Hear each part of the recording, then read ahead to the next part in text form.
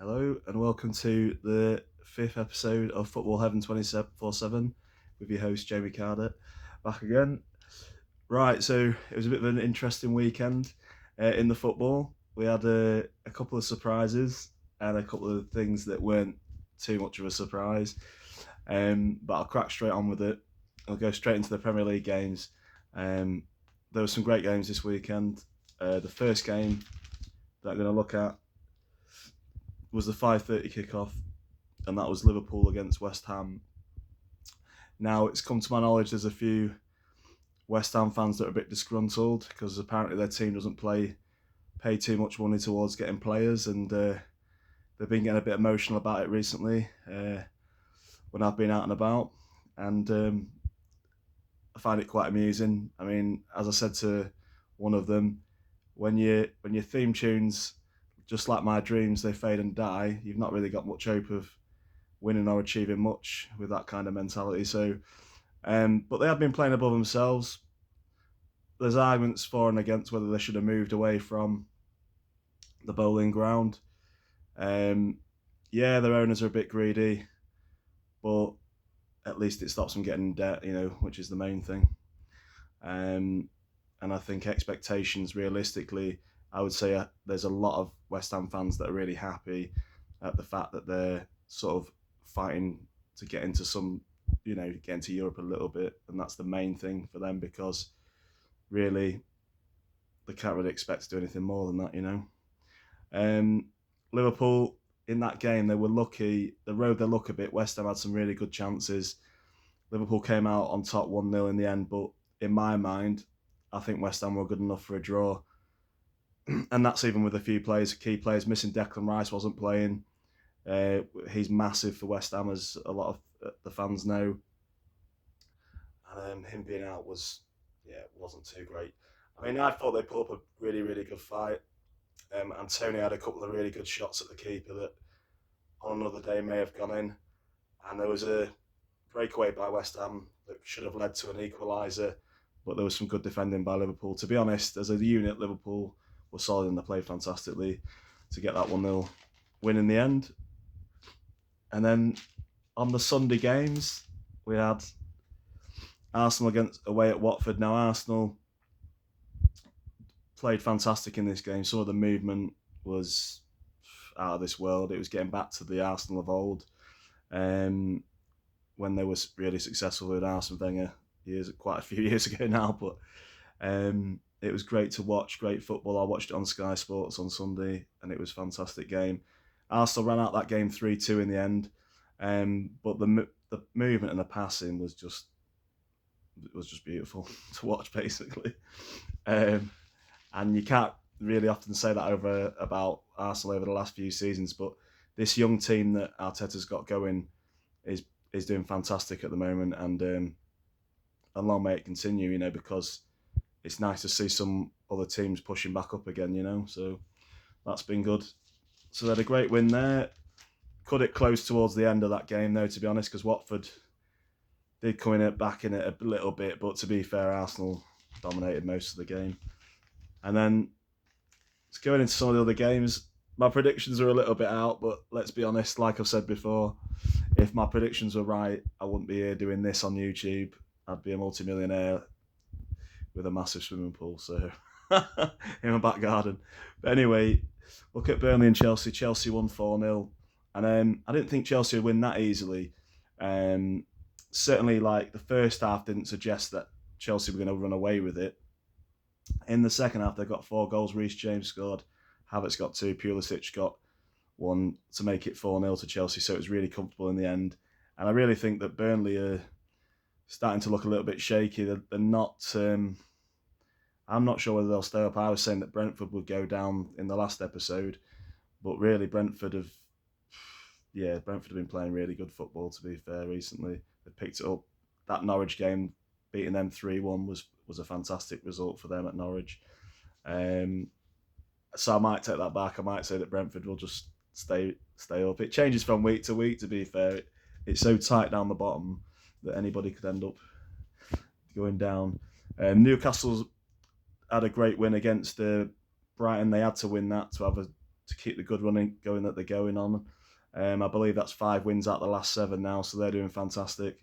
They'll stay up easily now. They're on a good little run, and it wouldn't surprise me if they got close to mid-table the way that they're playing. So that they did fantastic in that game. And then Wolves against Crystal Palace. Predicted this one wrong. I thought Wolves would win because Wolves have been quite a tight defensive team, but I'm guessing it's just catching up on them a bit. And Michael Olise, the Crystal Palace winger, he was fantastic for them. People are talking about him playing for bigger teams, in the next couple of seasons. Even maybe going abroad to bigger teams, like Barcelona or Real Madrid. So that could be pretty crazy if he ends up over there. But yeah, Palace did fantastic in that game. They were 2-0 up at half-time. A goal by Mateta and a penalty by Wilfried Zaha allowed them to beat Wolves 2-0. And Wolves didn't really show too much, to be honest. A little bit of a shock result, but kind of those games where it's like mid-table teams are sort of like upper half to like mid-table. It's a lottery sometimes how they're going to turn out. So anyway, going on to Aston Villa against Southampton. I predicted this one wrong again, which is quite funny. I did a Southampton to win 3-2. It ended up Aston Villa 4, Southampton 0. And Philip Coutinho, on loan from Barcelona at the moment, he's been doing fantastic. He's been getting quite a few assists. He dropped in with another goal.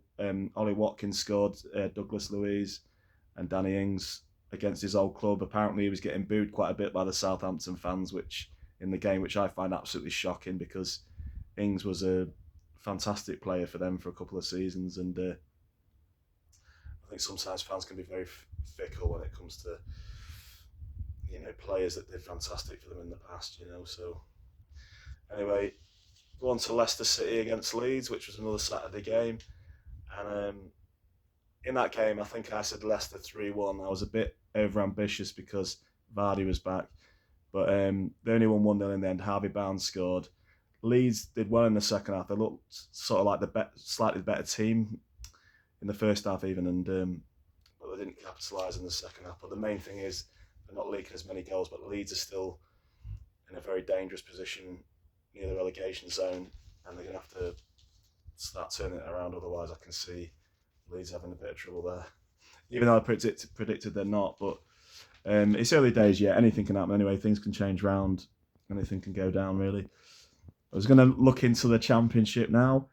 Right down the bottom of the table, Derby County had a 21-point deduction, as most people know, at the start of the season for financial irregularities.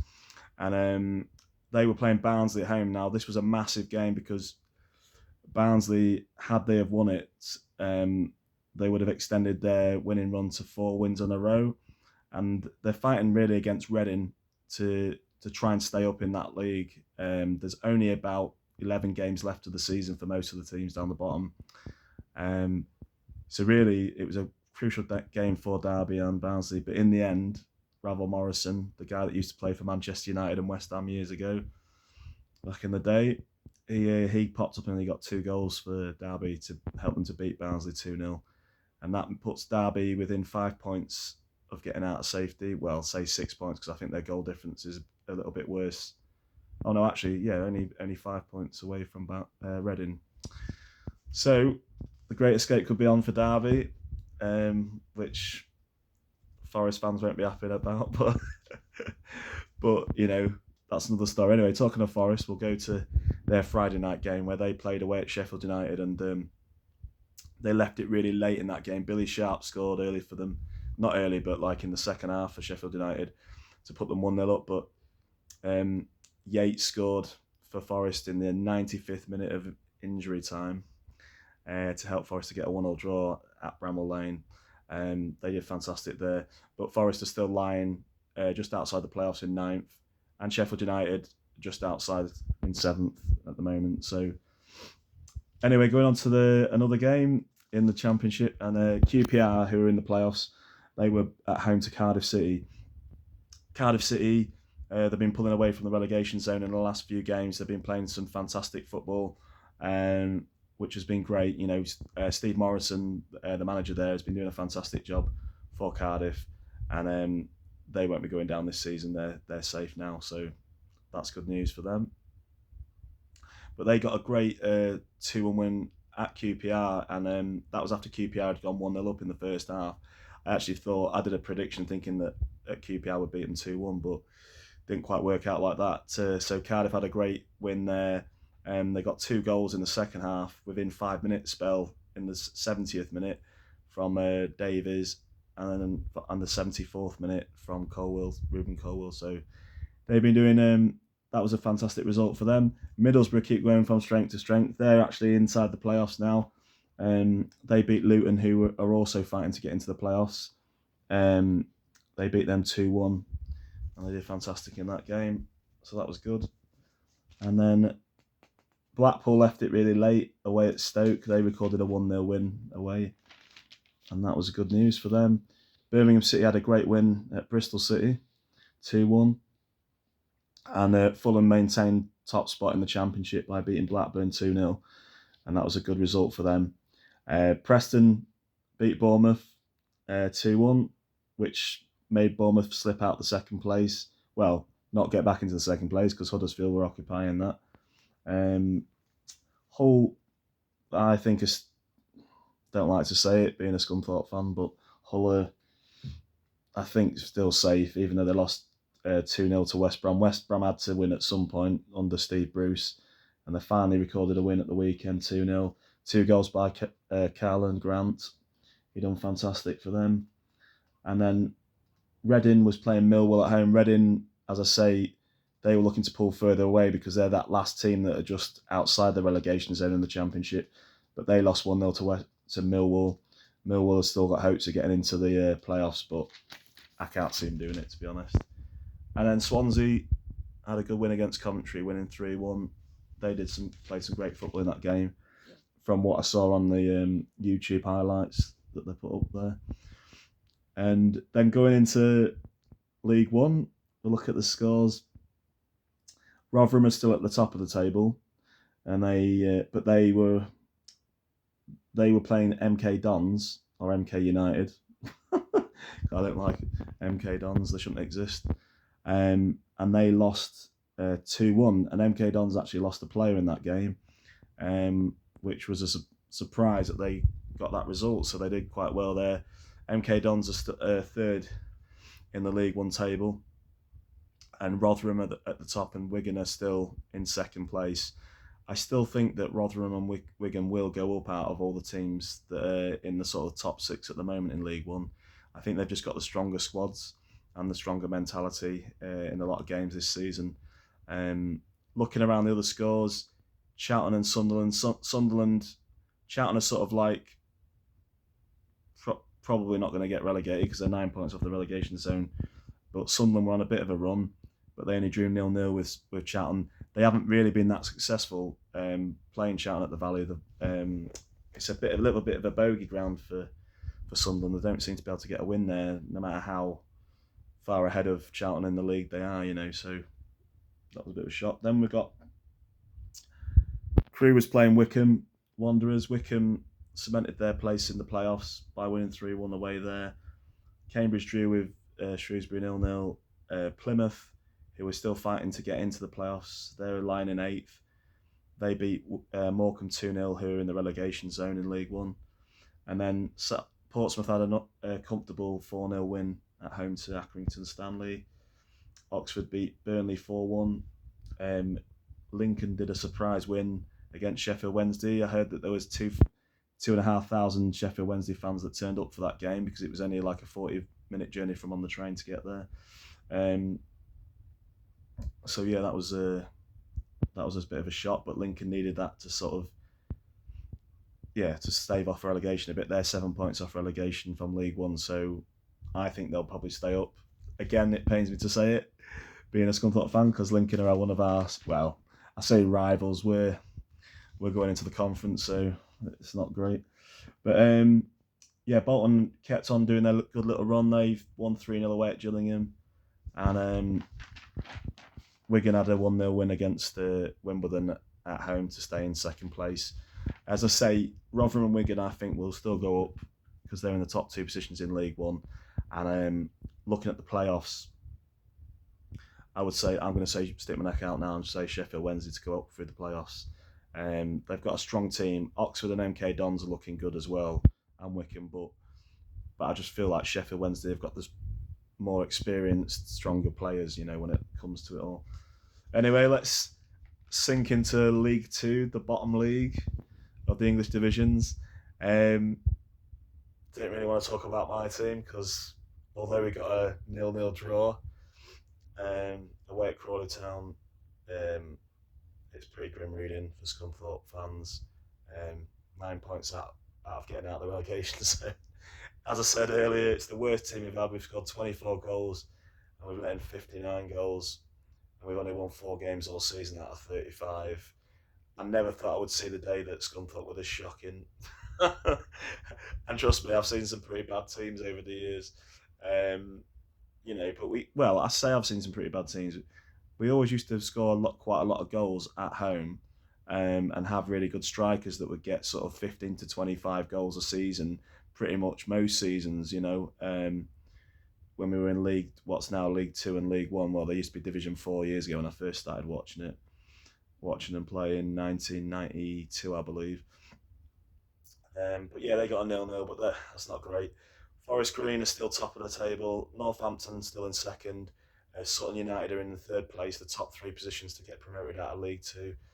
In the playoffs, you've got Newport, Mansfield, Tranmere, and Swindon. And I fancy Swindon out of all those guys.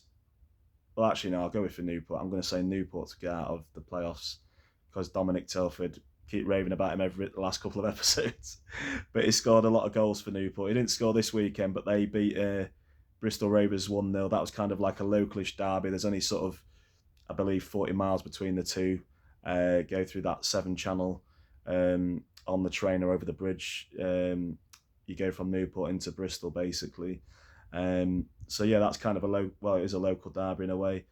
But Newport come out on top, as I say. A guy called Waite scored for him to win that tie, and there was 6,237 fans. Now I believe that Newport only get 3,000 usually, so that suggests that obviously Bristol Rovers brought basically as many fans as Newport had. I'm guessing they brought about 3,000 fans, or at least 2,500 fans, like Sheffield Wednesday did at Lincoln, with there being local teams.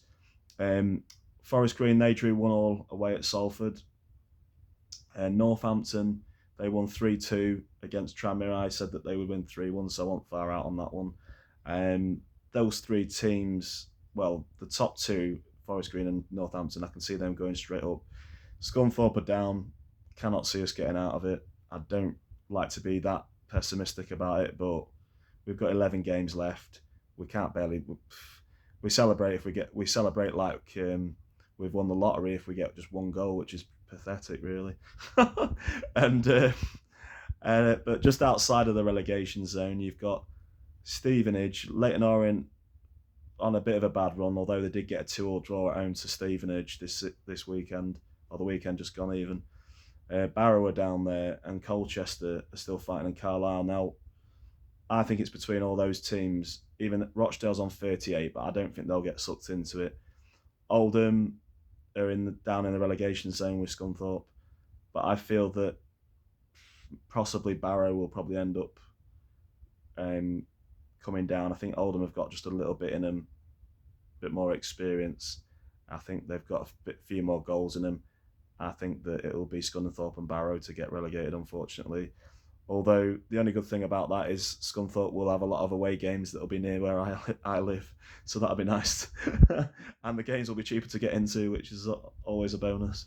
So there's always, every cloud has a silver lining, as they say. But yeah, I'll go back to focusing more on the Premier League. There were some great games, as I say. On Manchester City, I haven't even mentioned the main game, which was the big derby of the weekend, which was Manchester City against Manchester United. Roy Keane was on the panel, and Gary Neville, 2 great Manchester United players who won pretty much everything. Well, they win everything with Manchester United. they both said that it was discussed in the last 25 minutes of how the Manchester United players played or didn't play when Manchester City went 3-1 up in that game. There was a little bit of hope actually when De Bruyne scored for Manchester City after 5 minutes. Sancho scored about 15 minutes later for Manchester United to make it 1-1. And you thought then Man United might have a chance because they'd won there in the last 3 visits. I think it was 2-0 2 times and 2-1 another time. But Manchester City just blew them away and just showed out what a great team they are. They're playing fantastic football at the moment. And really, I mean, that just showed Liverpool that they've got a lot to do to match them. Anyway, I'm going to look at basically just have a look at the coming week, at least the next three days worth of games. Tonight there's Nottingham Forest against Huddersfield Town in the FA Cup. Whoever wins that plays Liverpool in the quarter-final. And Forest, they've been playing brilliant under Steve Cooper, but Huddersfield are on a fantastic run. I believe it's 17 games unbeaten now. They beat Peterborough 3-0 at the weekend. As I said earlier, Forest drew 1-1 away at Sheffield United, which was kind of a bit of a grudge match, really, because they don't get on with each other. It's mainly to do with the mining pits getting closed years ago. That's why Forest and Sheffield United fans hate each other.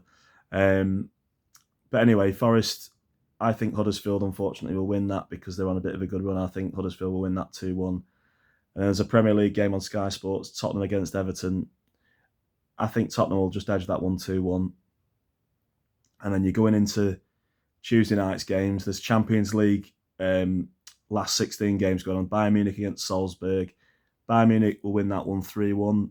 Liverpool are at home to Inter Milan. They won 2-0 in the first leg at Inter Milan, which was obviously a fantastic result for Liverpool. I'm going to say 2-1 to Liverpool. And then you're going into the Championship. We've got 5 games in the Championship. Oh no, 6 games in the Championship. Bournemouth playing Peterborough.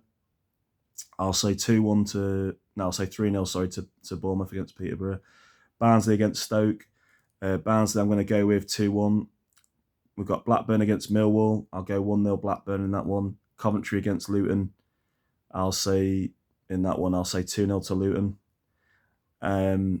Sheffield United against Middlesbrough, 2-1 to Middlesbrough. That's Chris Wilder going back to Sheffield United for the first time since he left.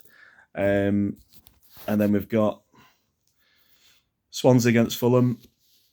I'll say 1-0. I'll say 2-1 to Fulham in that game. And then going into League One, we've got another 6 fixtures. These are all catch-up games, I believe, games in hand for teams. Bolton's playing Morecambe. I'll say 3-0 to Bolton. Crews against Portsmouth. Portsmouth will win that 3-1. I'll go Ipswich against Lincoln, the next one. Ipswich 2-0 I'll go with. MK Dons against Cheltenham. I'll say 4-1 MK Dons. Plymouth against Wimbledon. I'll say 2-0 to Plymouth in that one. And then Sunderland against Fleetwood. I'll go 2-0 in that one as well to Sunderland. And then there's 2 games in League Two. Got Crawley Town at home to Bristol Rovers. And I'll go 2-1 to Crawley Town. And then we've got Exeter against Swindon. And Exeter, I think, will lose that 3-1. That's those games. On Wednesday night, it's Manchester City against Sporting. They kind of ended the tie by winning 5-0 away at Sporting. But I'm going to go for Manchester City to win that 3-0. And then I'm going to go for then there's Real Madrid against PSG. PSG won the first leg 1-0. But I'm going to go for Real Madrid to win that 3-1. And then you've got Europa League last 16. And that is FC Porto against Lyon. I'll go for 1-1 in that game. And then Real Betis against Eintracht Frankfurt. And I will say 2-1 to Betis in that game. Anyway, that's my review. Hope you enjoyed it. Some people said to me that I've got to spice it up a bit more. But at the end of the day, I'm giving facts and figures. I'm talking about stuff in general. I'm going to do another video possibly tomorrow. and it's going to be talking more in depth about the weekend stuff. It's also going to be highlighting the way that certain clubs are run or mismanaged, should I say, and get invite discussion basically. Anyway, thank you for liking and subscribing to all my videos. All those of you that have stuck with them.